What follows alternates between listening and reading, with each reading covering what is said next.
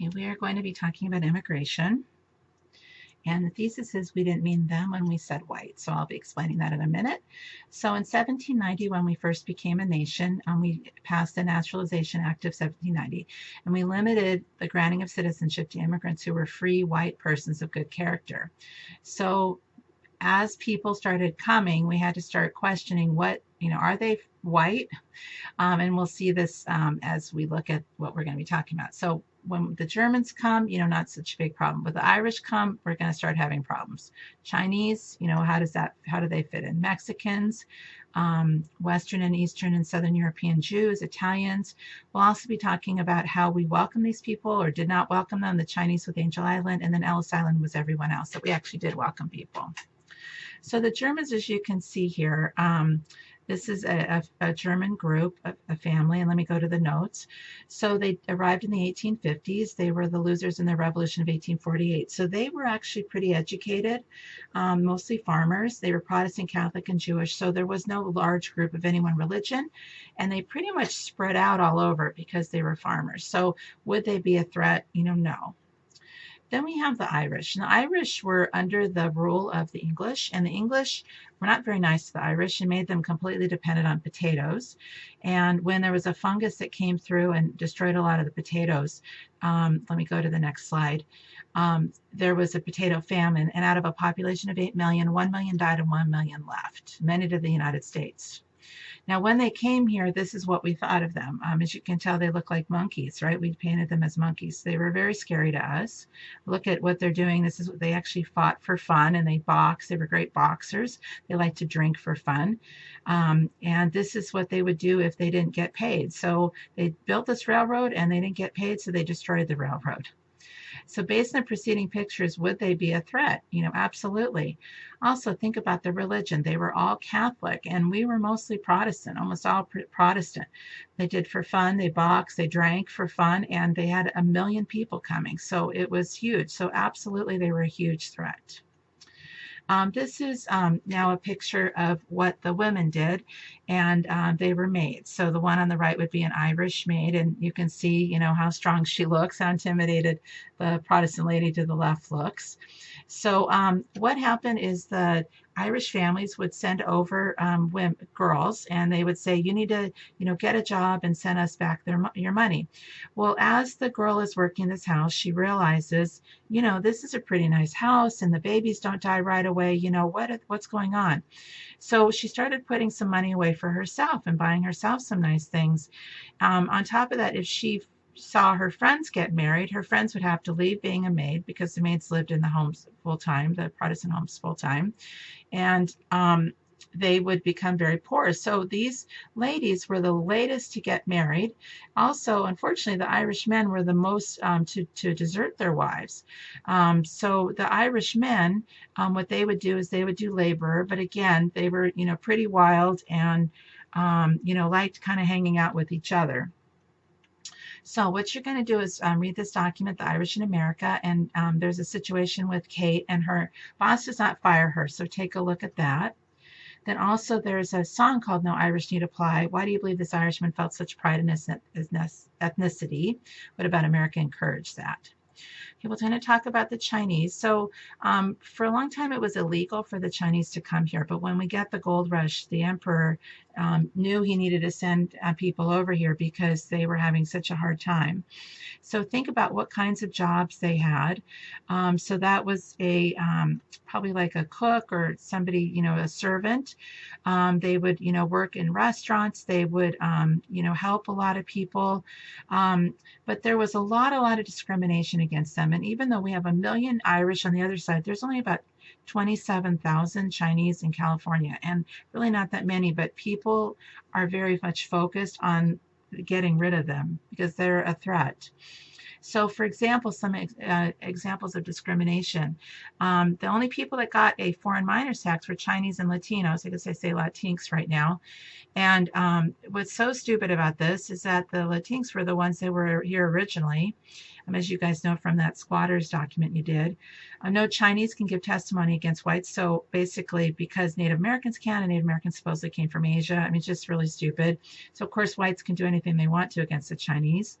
The California Constitution says no native of China, no idiot, insane person, or person convicted of an infamous crime shall ever become a citizen. So if you're mentally ill, mentally challenged, or you're a criminal, or you're Chinese, you can never become a citizen. They actually didn't become citizens until, I believe it was 1924. I can't remember, 1943, I can't remember. Anyways, Chinese Exclusion Act, that one's huge, and that's 1882. That stops in 1943 when China's on our side with World War II. So we say that no Chinese can come here, and that's when we're going to get into Angel Island in just a minute. The other issue is the Q, and if you look at this gentleman, nope, can't see him. There it is. So a Q represents in China honor to the emperor. If you cut your Q, you would die. So the guys that came here, they were given all of these taxes, and I just told you 1/1,000,000th of all of the taxes that were charged on them. If you had long poles, carried stuff on long poles, you would be fined. If you lived in a small residence, you'd be fined. I mean, just on and on. If you came here in a ship, you'd be fined. So fined, F-I-N-D-E-D. So what would happen is the Chinese had a choice. Either they go to jail or they pay the fine, right? If they pay the fine and they lose the money they're trying to save to go back home, or if you go to jail, their queue was cut off. So they did fight against us. Now, against the whites, they did win rights for a lot of minorities. But again, we have this discrimination. This is saying if you buy this washing machine, we can get rid of the Chinese. So regarding a Chinese immigrant makes his home in turn of the century America, what sorts of difficulties and victories did the writer have? So at least have one of each, a difficulty and a victory. Okay, so now we're going to talk about Angel Island for a minute. And on the east coast is going to be Ellis Island, where a lot of other immigrants are going to come. On the west coast is going to be Angel Island. And at first, we were going to build the Panama Canal, see the really tiny part down in Latin America. And then we were going to have Europeans come through there and then get registered in through Angel Island. Well, with World War I, not that many Europeans are coming. So the only people that are going to be welcomed or come into Angel Island are the Chinese. And of course, we have the Chinese Exclusion Act. So Angel Island was now made to detain and deport. So here's some Asians that are coming. And they had to do interrogation transcripts. So if somebody could come in, if they say, hey, I'm related to somebody who already lives here, they call them paper sons, and they would have to answer all kinds of questions like this, and you'll read about that in your source. So how were the Chinese a threat? They were willing to work very, very hard for very little money. And now you're going to read an account from Angel Island, make up an account from the perspective of one of the guards. Are you friendly to or suspicious of the Chinese? Okay, so we're going to talk briefly about the Mexicans. We already talked about the rancheros, the ranchers, and that was a big group, of course, that was already here. And then when California became a state in 1850, now it's no longer Mexico. So during the 1910, Mexico had a dictator named Porfirio Diaz, and he was called the mother of foreigners and stepmother of Mexicans because he encouraged growing things like coffee that and cattle that people that were impoverished could not really afford. He said, no, let's not grow rice and beans. And he gave a lot of land away to foreigners. So I think only 3% of Mexicans had land. It wasn't a good time. So a lot of Mexicans came here. Now take a look at Pablo Maris and sum up his advice. And then do you believe his advice is still relevant today, or is it outdated? Okay, early Jews we'll go kind of quickly through. So we do have Jews coming here as early as 1600, but they came by the dozens or the hundreds. It was very, very little. They would they first were peddlers and shop owners. Macy's is a Jewish-owned store from the 1850s, for example. And then later on, the Jews are going to come, and they also were treated extremely poorly. This is a home in Russia, and there was something called a pogrom. So let me just read this. So Jews have been forced to live in ghettos. They were the first since the 1500s. They were forced to bury their dead right on top of each other, which again very much went against their religion. They were given kind of the sewer water. They fled here to escape persecution, such as the pogroms in Russia. So pogrom is a legalized looting. So the army officers could go into any home in Russia that was Jewish and just take stuff and destroy stuff. So the Cold Pogrom was this plan to have 1/3 Jews convert, 1/3 Jews emigrate, and 1/3 Jews die. So when the Jews came here, usually about 2/3 stay in any kind of given group, but the Jews, 5% left. That was it, because they really had no place else to go. what they were famous for is being peddlers. And even if they were extremely educated in their country, you know, we didn't really value the Jewish education, right? We didn't have a lot of jobs for rabbis, but they could peddle. And then from there, they get into the sweatshops, the women's clothing. So you can see they became very successful. The earlier Jews would hire the later Jews coming in. Some of them, remember the German Jews that came in, they would be maybe more middle class, and they would hire these lower class Jews. Also, the Jews got into the movies, and they were always into style, right? And Thomas Edison tried to stop the Jews from getting involved, so they fled to California and got involved in the movie industry. So how did Jews begin to fit in? Mostly for you know, being pretty successful. Please do not think, though, they were ever considered white. I have people say that that they were white, and that's absolutely not true. Jews definitely were not thought of as white for a long, long time. I don't even know if they are. Maybe today, if they pass or something. But you're going to read some really neat letters, and there were a lot of immigrant newspapers. I actually got to go to the headquarters of the Bintel Brief, but there's 3 letters there, and what I want you to do is choose 2 different letters and say, what are the values that the editor is trying to teach these letter writers?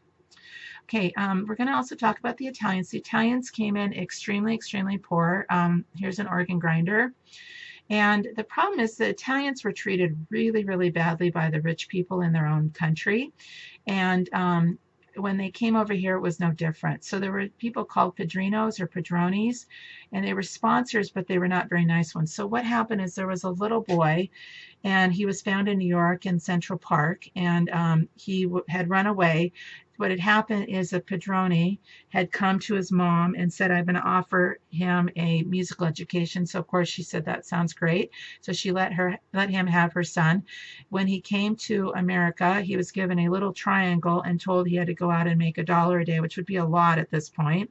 And when he came home, he was given coarse black bread. If he tried to run away, he was chained to the bed. So he did finally get away. And New York was outraged, but they had no laws against this, so they did pass some laws.